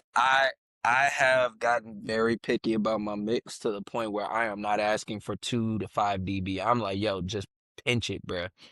I know it Yeah. sounds stupid, but just pinch it, Bruh, and I can literally tell the pinch it. difference. Just that Yep. much. Like, It makes a I started huge just difference. doing removing stuff. I used to be the person like, yo, Yeah. can you add stuff? I'd start taking things away. Yeah. That usually gives me the space that I'm looking for. But Always turn Mm. down before you turn up. Yes. Always. Mm-hmm. 100. Boy, Well, y'all boys gentlemen, talking good today, man. yeah, I appreciate every single one of y'all just being here for real. Like, it means the world to me that y'all carved out 2 hours of your time, even though we negotiated an hour. So thank y'all truly. Any closing remarks from anybody? Anything else y'all want to add, or any insight to the industry that y'all just want to throw these last little gems out for the I listeners? just want to say to all of y'all, man, I respect all of y'all, bro. Like, I'm so glad that I finally have this opportunity to tell y'all this. Like, social media can make it feel like you know somebody even though you don't, man. I look up to all of y'all. I appreciate all of y'all, man. Y'all keep pushing pushing the boundaries of what y'all doing, man. The future is bulletproof with y'all doing what y'all doing, man. And I can't wait to see what's next for everybody that's on the screen, man. I respect, man. Likewise, Yeah, bro. respect. Love y'all guys, man. Y'all Yeah. are Yes, sir. awesome. All love. Absolutely. We'll leave everybody's Instagram, and if there's any other details that you guys want added, just text it to me. I'll make sure it gets put into the recap for everybody so they can reach out. Is everybody okay with people reaching out and trying to connect on, Absolutely. consultation wise lessons? If you all do that, Oh yeah. every person up here is shaking their head yes, so everybody's Oh good. yeah. I'm all for it because we need to stop being too cool for school and just get around people that's doing what we doing, study Yep. what they're doing, emerge and submerge yourself in all Yeah. ways, and don't be scared to ask questions. Of course, I know in the past people make it weird, but man, we all here to help and inspire each other, man. So whatever y'all need, Absolutely. we'll try to help and show it or explain it as best we can, man. But it's better to say something than it go unsaid, and now you're just sitting there looking and feeling crazy. So yeah, For let's sure. Great. do it. Well, thank y'all, gentlemen. Thanks everybody for listening. We do appreciate y'all. Off script, with Jab on the mic.